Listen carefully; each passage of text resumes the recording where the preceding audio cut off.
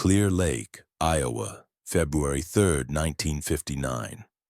At 1:05 a.m., a small beechcraft bonanza carrying the future of American music plunged into a frozen cornfield, instantly transforming fertile farmland into a monument to vision shattered. In the gray Iowa snow, thick-rimmed glasses lay broken, a red Fender Stratocaster silenced forever. This was not just an accident. It was the slamming door of an entire era, the moment when music lost its ability to see forward into tomorrow. Among the wreckage lay Buddy Holly, 22 years old, the architect of modern rock and roll, the man who had built the foundation upon which all popular music would rest.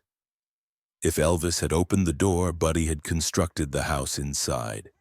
He was intelligence wearing leather, sophistication disguised as simplicity, the proof that rock and roll could think as deeply as it could feel. Where Elvis was pure instinct, Buddy was calculation and vision. Where Elvis broke rules by accident, Buddy rewrote them by design. He was the difference between a revolution and an evolution, between a moment and a movement. The broken glasses scattered across the frozen ground became the ultimate metaphor. The man who had seen the future of popular music more clearly than anyone else had been blinded by the very success that made his vision possible. Through those thick lenses, he had perceived recording studios as instruments, songs as architecture, albums as novels written in melody and rhythm. Now those lenses lay cracked in Iowa soil, and with them died music's clearest vision of what it could become. "Without Elvis, none of us would have made it," Buddy had once said. "Without me, none of us would have survived it." The prophecy proved tragically accurate. Elvis had provided the raw energy, but Buddy had given it structure, intelligence, a future. His death was not just the loss of one performer, but the amputation of popular music's evolutionary path, leaving everyone else to stumble forward blind, following blueprints they could only partially understand. As news of the crash spread through radio stations across America, disc jockeys found themselves announcing not just a death, but a catastrophe of imagination. Don McLean would later immortalize the moment as "the day the music died." But even that haunting phrase couldn't capture what had been lost when Buddy Holly's vision was silenced forever. The coin that had determined his place on that plane had been more than chance. It had been destiny wearing the mask of accident, revealing that some decisions are too large for human comprehension until they have already been made. But was this really just another tragic accident? Or had the music industry's machinery of exploitation created conditions where such disasters were inevitable? The chartered plane that became his hearse was not transportation but emergency escape, a last resort for artists trapped in a system that treated them as expendable resources rather than human beings whose vision could reshape the world. To understand how it all ended in that Iowa cornfield, we must first journey back to the cotton fields of Lubbock, Texas, where a shy, bespectacled boy named Charles Hardin Holly discovered that music could be both telescope and time machine, capable of showing him futures that existed far beyond the horizons visible from his family's front porch. In the vast emptiness of West Texas in 1936, where the sky seemed infinite and opportunities felt correspondingly limited, Charles Hardin Holly was born into a world that would teach him to see beyond the boundaries that geography and economics tried to impose on imagination. Lubbock was cotton country, a place where most young men were expected to follow their fathers into agricultural work that offered security but little room for the kind of intellectual curiosity that would later revolutionize American music. The Holly household was different, filled with music that suggested other possibilities, other ways of understanding what life might offer to someone willing to look beyond conventional expectations.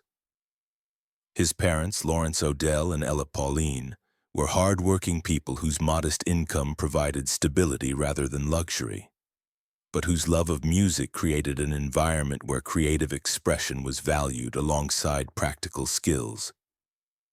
The guitar that his older brothers played around the house was both instrument and invitation, offering young Charles a way to participate in family entertainment, while developing abilities that would eventually take him far from the world where he was born. But it was the radio that truly opened Charles's mind to possibilities that extended beyond Lubbock's city limits. Each evening, the family would gather to listen to broadcasts that brought the sounds of Nashville, Memphis, and distant cities into their living room. For a boy whose daily horizons were limited by cotton fields and grain elevators, these radio programs were proof that music could transcend geography, that talent could create opportunities unavailable through conventional career paths. The thick glasses that corrected Charles's nearsightedness became both burden and blessing, making him a target for playground bullies while also symbolizing his ability to see possibilities that others missed. Where other children saw only the immediate present, Charles perceived patterns, structures, mathematical relationships that would later allow him to revolutionize recording techniques and songwriting approaches. The same lenses that made him look like a stereotype of intellectual awkwardness also provided the focused vision that would let him see further into music's future than anyone else of his generation. School offered both refuge and frustration for someone whose mind was already occupied with musical possibilities that had no connection to traditional academic subjects. His teachers recognized his intelligence but couldn't understand why such a bright student seemed more interested in music than in the conventional careers that education was supposed to prepare him for.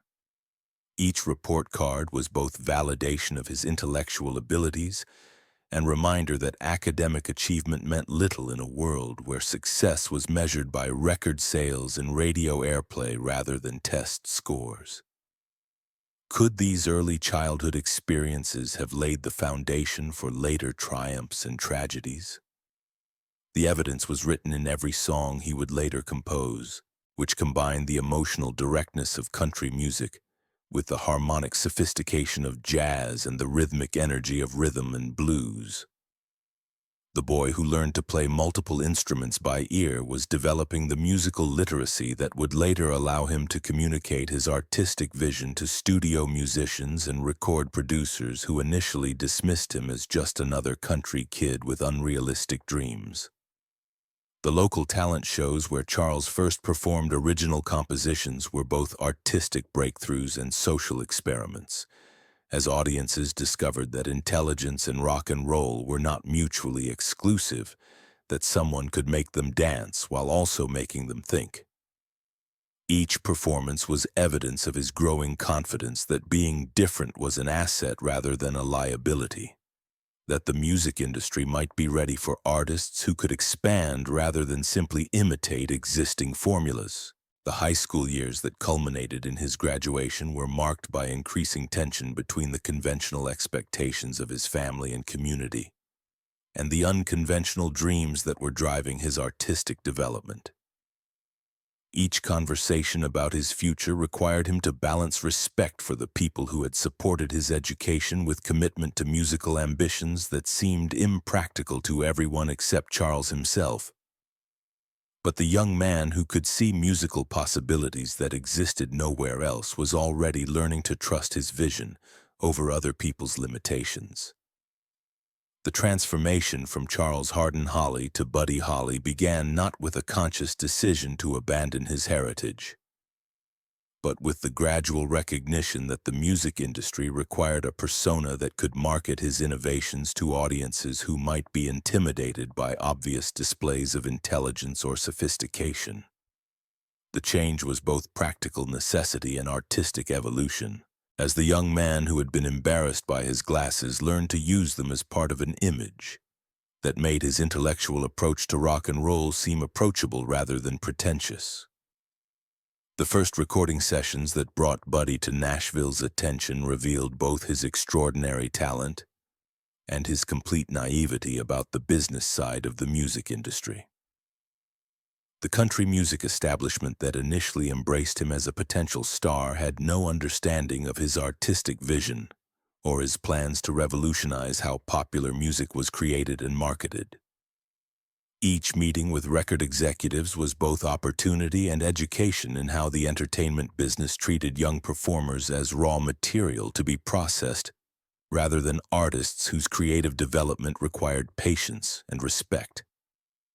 The breakthrough came through his association with Norman Petty, a producer and studio owner in Clovis, New Mexico, who recognized that Buddy's innovations required a collaborator rather than a controller. Petty's studio became the laboratory where Buddy would experiment with recording techniques that would influence popular music for decades.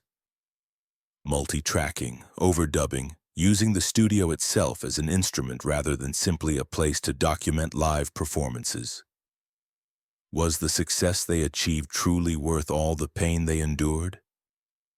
The evidence was accumulating in Buddy's increasing awareness that his musical innovations were creating wealth and opportunities for other people while leaving him vulnerable to contracts and business arrangements that he was too young and inexperienced to evaluate properly. The boy who had dreamed of making music that would last forever was discovering that the business of music was more concerned with short-term profits than with artistic legacy, or the welfare of the artists who created the wealth that everyone else was competing to control. The recording sessions that produced That'll Be the Day and Peggy Sue were masterclasses in musical innovation, as Buddy demonstrated his understanding that technology could serve artistic expression rather than simply showing off new equipment. His experiments created sounds that had never been heard on popular records, proving that technical innovation and emotional authenticity were not opposing forces but complementary aspects of a new kind of musical communication. But the same perfectionism that made his recordings extraordinary also made him difficult to work with for producers and session musicians accustomed to completing recordings quickly and moving on to the next project. Each take required multiple attempts, each arrangement demanded constant refinement, and each song became an opportunity to explore new possibilities rather than simply reproduce successful formulas. The man who could see music's future was often impatient with collaborators who were still living in its past.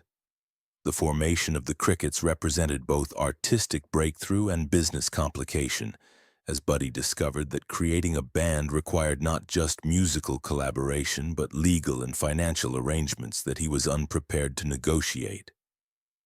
The name that would later inspire the Beatles was chosen almost casually, but the contracts that governed the group's relationship were complex documents that would eventually create conflicts between artistic vision and business interests that no amount of musical success could resolve. Behind all that apparent success and innovation, was there already a young man struggling to balance his artistic ambitions with the commercial demands of an industry that treated creativity as a commodity rather than an expression of individual vision? The teenager who sang about love and heartbreak was learning that the music business could break hearts as efficiently as any failed romance, while providing none of the emotional satisfaction that made personal relationships worthwhile despite their risks and complications.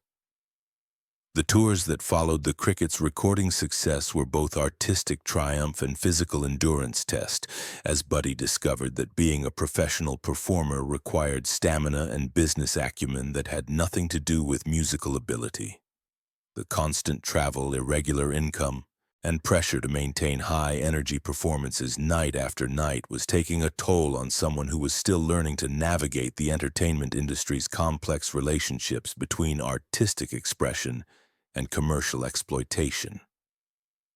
The Apollo Theater performance that made the Crickets one of the first integrated rock bands to play Harlem was both cultural breakthrough and personal education in how music could transcend racial barriers that seemed insurmountable in other areas of American society. The audience that initially seemed skeptical of white performers playing black music was won over by the authenticity of Buddy's musical vision and his obvious respect for the African-American traditions that had influenced his artistic development. But the same success that proved music's power to unite different communities also attracted the attention of business interests who saw integration as a marketing opportunity rather than a moral imperative. Each crossover success was both artistic achievement and reminder that even the most idealistic musical collaborations were subject to commercial calculations that had little to do with the artist's original motivations or values. The 1950s brought Buddy Holly to the pinnacle of musical innovation and the depths of business entanglement, as he became one of the first artists to understand that controlling the creative process required controlling the business decisions that shaped how that creativity would be presented to the world. The hits that made him famous, That'll Be the Day, Peggy Sue, Maybe Baby, were not just songs, but architectural blueprints for how popular music could be constructed, recorded, and marketed in ways that had never been attempted before. The relationship with Norman Petty that had initially seemed like artistic partnership gradually revealed itself as another form of exploitation, as Buddy discovered that his producer had been systematically claiming co-writing credits and publishing royalties for songs that were entirely Buddy's creation. The studio that had nurtured his innovations was also the site of legal arrangements that were designed to enrich everyone except the artist whose vision made those innovations possible. The financial disputes that characterized Buddy's final year were both business disagreement and existential crisis, as he discovered that the contracts he had signed as an inexperienced teenager were preventing him from controlling his own artistic legacy or receiving fair compensation for the innovations that were making other people wealthy. Each legal meeting was both step toward independence and reminder of how thoroughly the music industry could trap even the most successful artists in arrangements that prioritized everyone's interests except those of the people who created the music that generated all the wealth being disputed. The marriage to Maria Elena Santiago represented both personal fulfillment and tragic irony. Here was a woman who became not just wife but witness to the final act of a story that was ending just as its best chapters were being written. Their courtship was a whirlwind romance compressed into weeks because Buddy somehow understood, perhaps unconsciously, that he had no time to waste on conventional rituals. Maria Elena was 20 when she became a widow, left to carry not just grief but the impossible burden of being the keeper of unfinished dreams. She had married not just Buddy Holly but the entire future of rock and roll, and his death made her the widow of a whole musical movement that would never reach maturity. In her loss, she embodied the loss of every song Buddy would never write, every innovation he would never attempt, every boundary he would never cross. The letter he had written to her from the Winter Dance Party tour, "I'll be back soon with new songs for you," became both love note and epitaph, a promise that death transformed into prophecy. The new songs existed only in his imagination when the plane fell, taking with it melodies that would never be heard and harmonies that would never be resolved. Maria Elena became the living repository of music that existed only in potential, the guardian of a silence that spoke louder than any sound Buddy had ever made. Did this tragic event mark their downfall, or was it simply the tipping point of deeper problems? The financial pressures that had forced Buddy to accept the Winter Dance Party tour were not accidental but systematic, the inevitable result of business arrangements that had left him wealthy on paper but cash poor in reality. The legal battles with Norman Petty had consumed his savings while generating no immediate income, creating a situation where touring was not opportunity but necessity. Behind all that glamour, was there an unbearable loneliness that nobody saw? The evidence was mounting in Buddy's letters to Maria Elena during his final tour, which revealed someone who was homesick, exhausted, and increasingly aware that the success he had dreamed of was costing him connection to everything that had made him want to create music in the first place. The man who had revolutionized popular music was discovering that revolution was a lonely business that required sacrificing personal happiness for artistic achievement that might not be fully appreciated until after he was gone. The innovations that had made him famous were also making him isolated, as few people in the music industry could understand his vision or appreciate the technical sophistication of what he was attempting to achieve. Each recording session was both creative triumph and reminder that he was working in a medium that most of his collaborators barely understood, creating music for a future that had not yet arrived. The Winter Dance Party tour that would end Buddy's life was not entertainment, but industrial extraction, a machine designed to squeeze every possible dollar from young talent before discarding the emptied vessels. The bus that carried performers from venue to venue was barely more than a mobile refrigerator, its broken heating system turning each journey into an endurance test that had nothing to do with musical ability, and everything to do with the industry's complete indifference to performer welfare. This was not accident, but inevitability, the logical conclusion of a system that measured success in ticket sales rather than human survival. Each night required performing for audiences who expected the same energy regardless of how little sleep the artists had gotten, how inadequate their meals had been, how many consecutive days they had been traveling in conditions that would have been considered inhumane for the transportation of livestock. The performers on the Winter Dance Party tour were not celebrities, but casualties of a business model that treated artistic talent as a renewable resource that could be harvested until exhaustion, and then replaced with fresh supplies of youthful ambition. Richie Valens was 17, Big Bopper was 28, and Buddy was 22, 3 generations of rock and roll compressed into ages that should have been attending college, starting careers, or figuring out what they wanted to do with lives they assumed would last decades longer than they ultimately would. Can anyone ever truly escape from the shadow of their darkest moments? The chartered plane was not luxury, but life support, a desperate attempt to escape conditions that were literally making performers sick. But even this emergency measure was infected by the same corner-cutting mentality that had created the crisis in the first place. The pilot was inexperienced with instrument flying, the weather was deteriorating, and the flight plan was ambitious rather than prudent. Every element that contributed to the crash could be traced back to an industry that prioritized profit margins over the basic safety of the artists who generated those profits. The coin toss that determined the passengers for that final flight was both random chance and mythology in the making, a game played by gods using mortal lives as currency. The coins spun through the air at the surf ballroom like the hand of fate itself, one side promising warmth and comfort, the other offering immortality purchased with breath and heartbeat. When it landed, it had decided who would live to carry guilt and who would die to become legend. Tommy Alsop, who lost the toss, would spend the next 60 years understanding that he had won the most terrible lottery in rock and roll history. Buddy, who won the right to board that plane, had unknowingly traded his future for a mythology that would outlast every building in Clear Lake. The coin that determined their fates had been more than chance. It had been destiny wearing the mask of accident, revealing that some decisions are too large for human comprehension until they have already been made.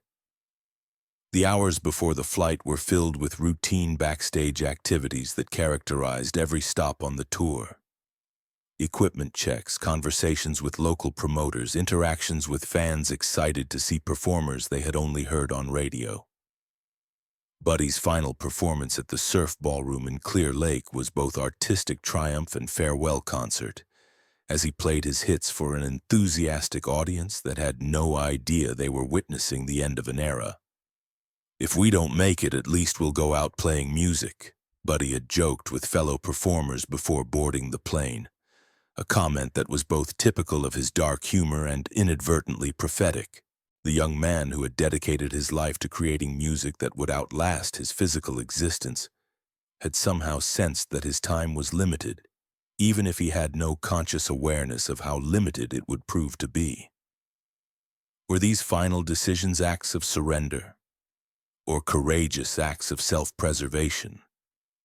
The question would never be answered because Buddy had no opportunity to make conscious choices about the circumstances that led to his death. The perfectionist who had always been willing to take risks for the sake of his music had taken one final risk that he didn't even realize he was taking, boarding a plane that he hoped would simply get him to the next venue where he could continue doing what he loved most. The morning of February 3rd, 1959, dawned cold and gray over Iowa, the kind of weather that seemed designed for endings rather than new beginnings, for mourning rather than celebration. The bodies recovered from the crash site revealed the terrible fragility of young artists who had seemed invincible when commanding audiences and climbing record charts, but who were revealed to be as vulnerable as anyone else when confronted with forces beyond their control. The impact had been instantaneous and unsurvivable, sparing the passengers the kind of prolonged suffering that might have made their deaths even more tragic. But the quickness of their ending also meant that they had no opportunity for final words, last messages, or any kind of conscious conclusion to lives devoted to creating art that would outlast their physical existence. When news reached radio stations across America, disc jockeys found themselves announcing not just deaths, but the end of music's ability to see its own future clearly.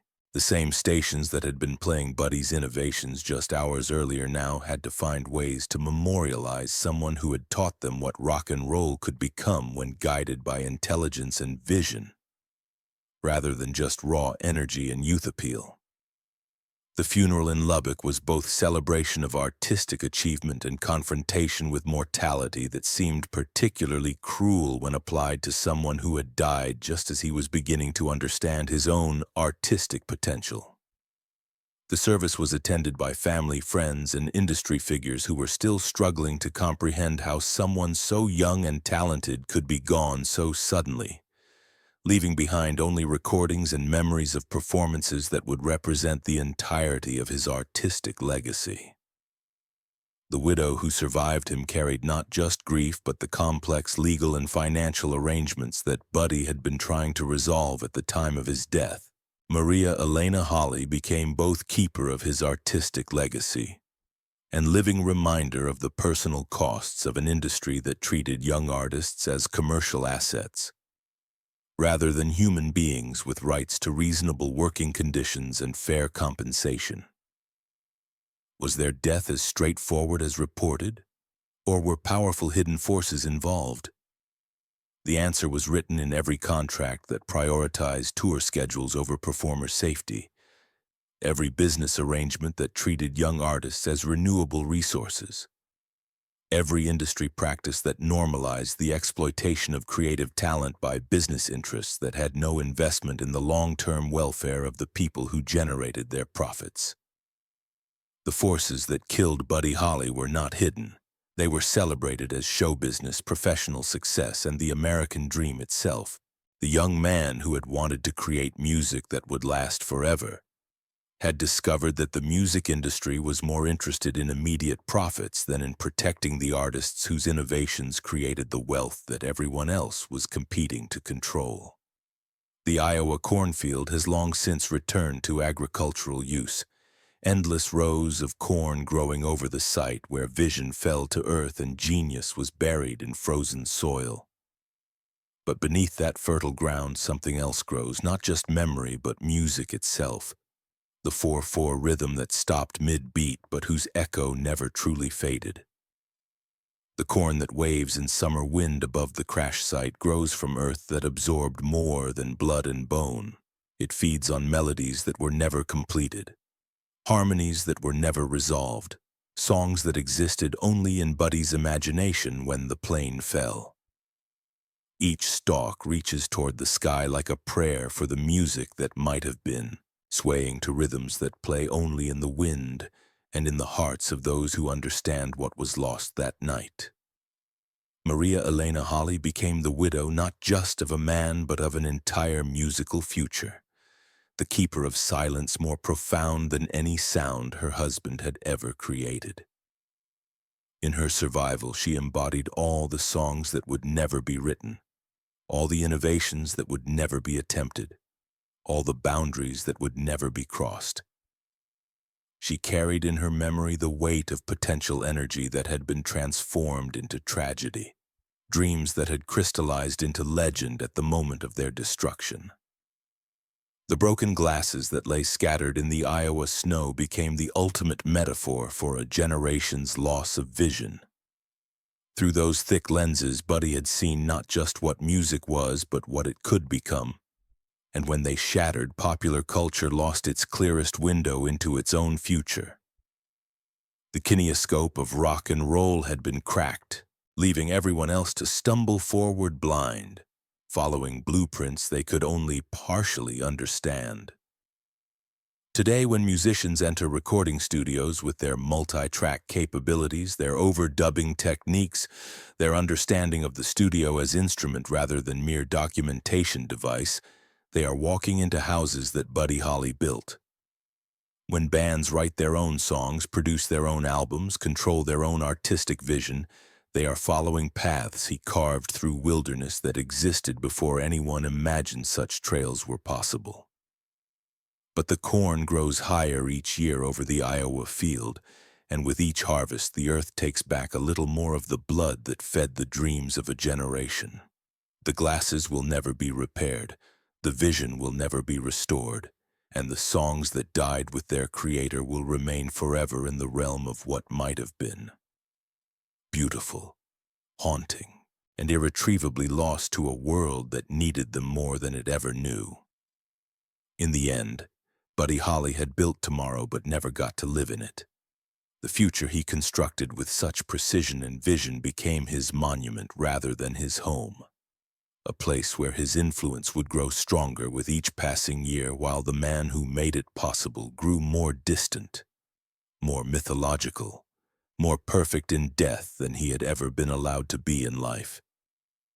The architect of modern popular music had designed a building he would never inhabit, leaving behind only blueprints and the echo of hammering that stopped too soon in a cornfield in Iowa, on a night when the music died but refused to stay buried.